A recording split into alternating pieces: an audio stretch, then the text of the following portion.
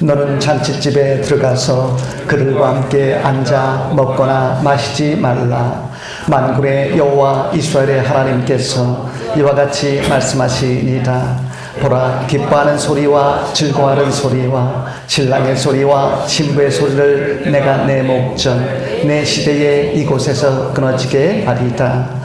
내가 이 모든 말로 백성에게 말할 때에 그들이 내게 묻기를 여호와께서 우리에게 이 모든 큰 재앙을 선포하심은 어찌 되리며 우리의 죄악은 무엇이며 우리가 우리 하나님 여호와께 범한 죄는 무엇이냐 할 것은 너는 그에게 대답하기를 여호와께서 말씀하시되 너희 조상들이 나를 버리고 다른 신들을 따라서 그들을 섬기며 그들에게 절하고 나를 버려 내 율법을 지키지 아니하였음이라.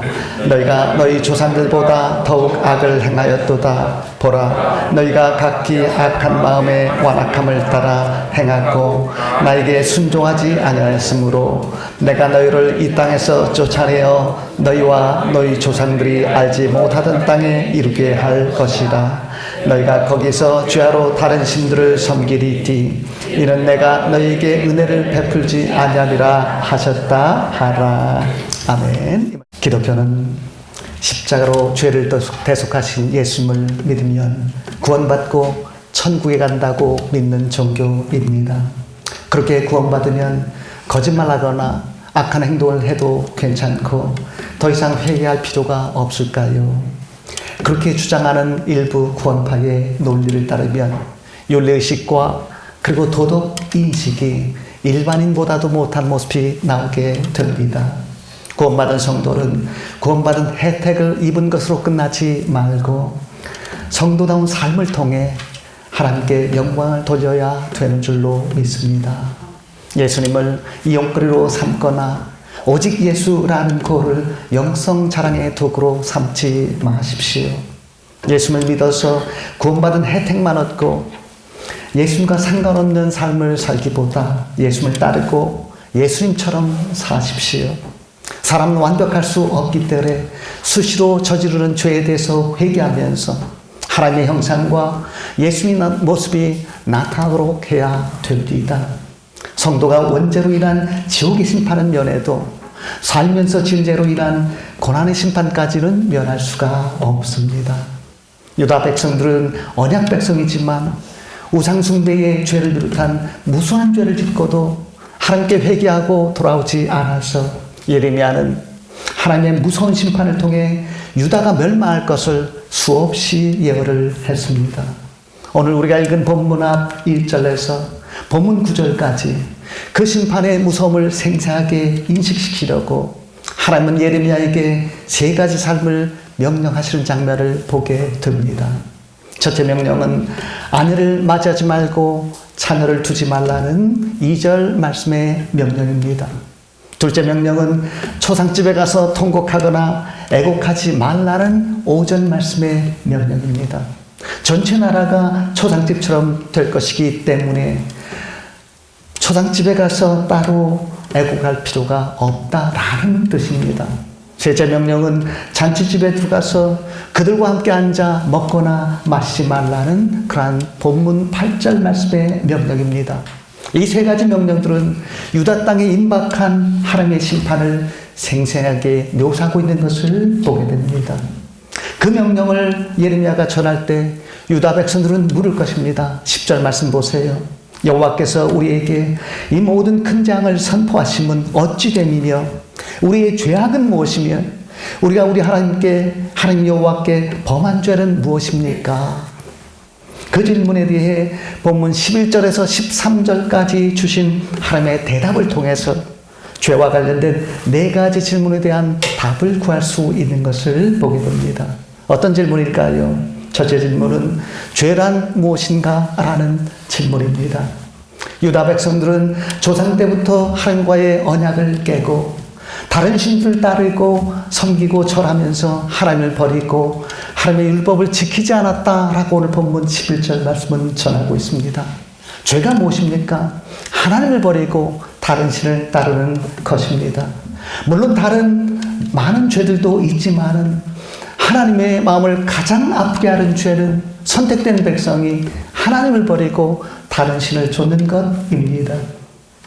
그에 대해서 하나님은 끊임없이 회개를 촉구하셨지만 유다 백성들은 끊임없이 하나님을 배반했다라고 성경은 전하고 있습니다. 한 유대 우화에 나오는 얘기입니다. 어느 날 한 아빠가 자녀와 함께 광야로 나가는데 거친 광야에서 자녀를 걷게 할 수 없어서 업어 주었습니다. 그때 친구를 우연히 만났습니다. 친구가 물었습니다. 자네 등에 업힌 아이는 누구 아이인가? 아빠가 대답을 합니다. 내 자녀네. 바로 그때 등에 업힌 자녀가 말을 합니다. 저는 이분의 자녀가 아닙니다. 아빠가 아들 땅에 내려놓고 기가 막혀서 말을 했습니다. 왜 내가 내 아빠가 아니니? 자녀가 말을 합니다. 당신이 내 아빠임을 증명해 보세요.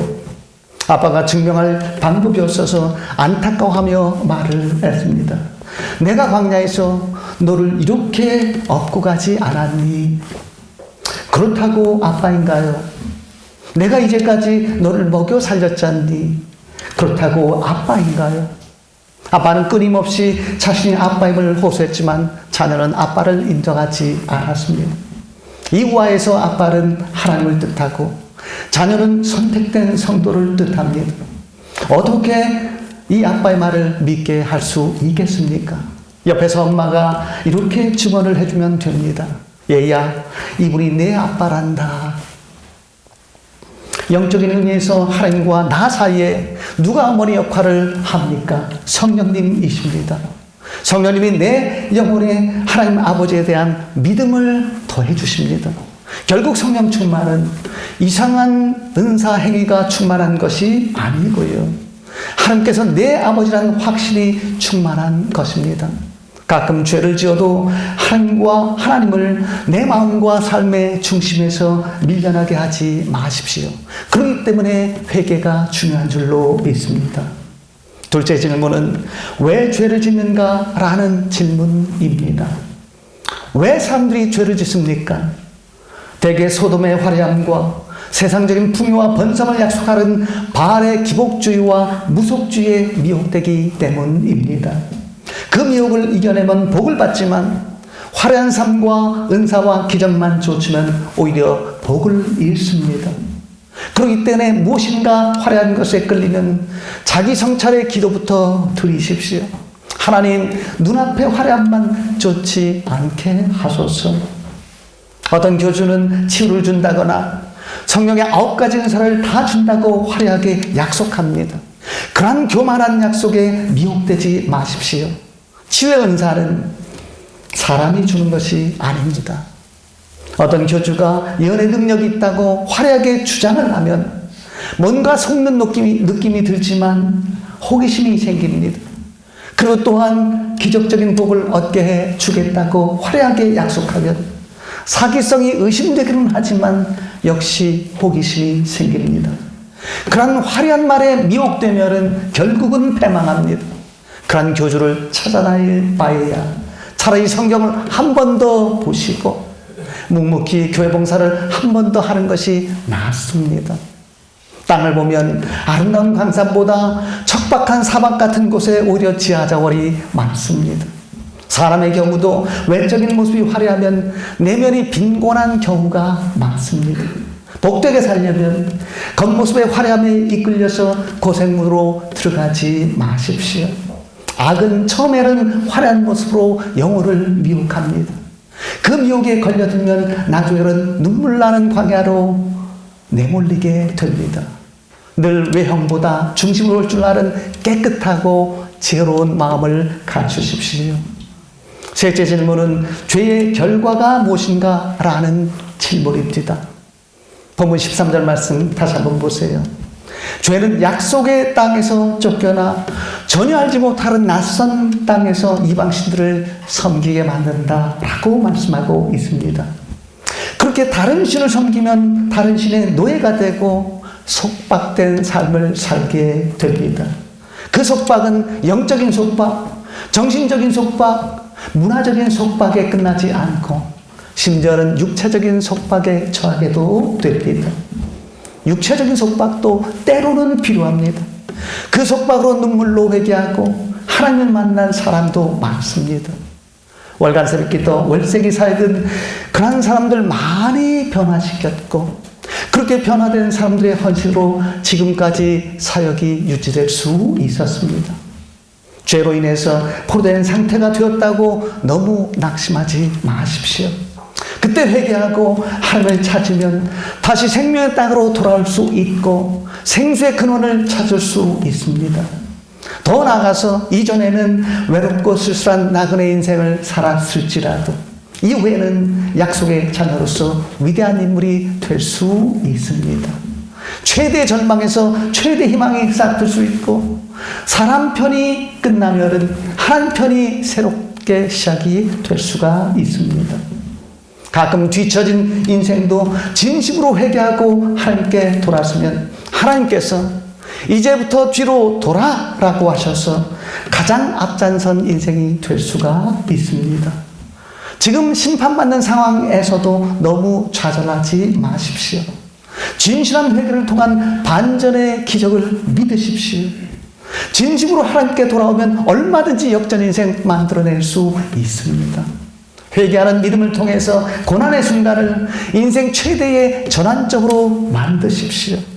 또한 앞으로 성공적인 인물이 되어서 많은 사람들을 돕고 월세기 선교사역도 돕고 월세기 영업한 발행도 이끌어서 최고의 반전 인생을 만들겠다는 찬란한 꿈을 품으십시오. 그래서 진리가 머리를 이기고 진실이 현실을 이기는 것이 사실임을 나의 삶을 통해서 실증해 보일 수 있기를 바랍니다. 넷째 질문은 죄를 어떻게 이기는가라는 질문입니다. 오늘 우리가 읽은 본문 11절 하반부 말씀 보면 하나님께서는 내 율법을 지키지 아니하였음이다 라고 책망을 하셨습니다. 죄를 이기려면 하나님의 말씀에 순종해야 된다라는 말씀입니다. 성도의 싸움 대상이 누구입니까?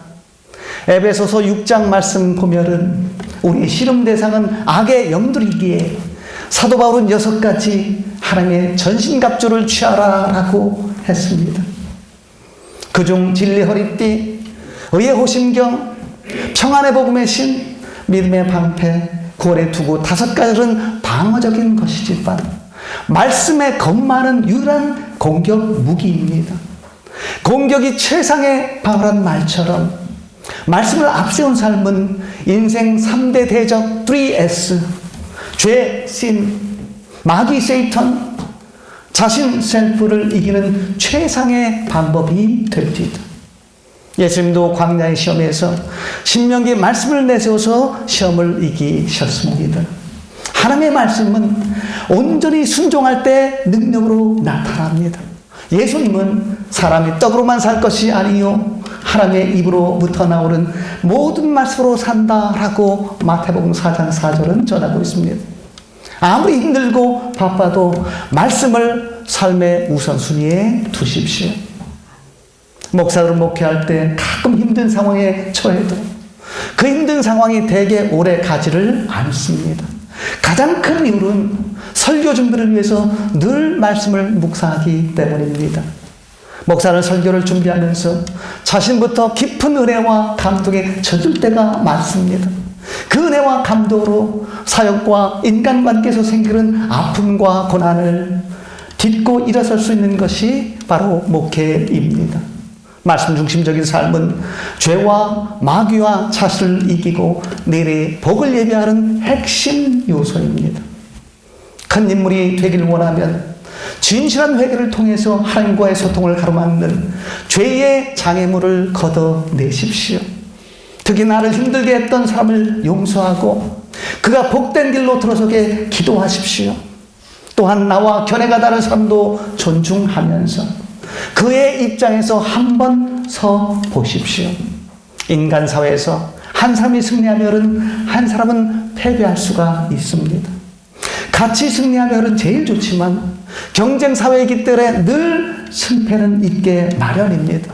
그 상황에서 내가 이기면 진 상대를 위로해 줄 알고 내가 지면 이긴 상대를 축하해 줄 아십시오.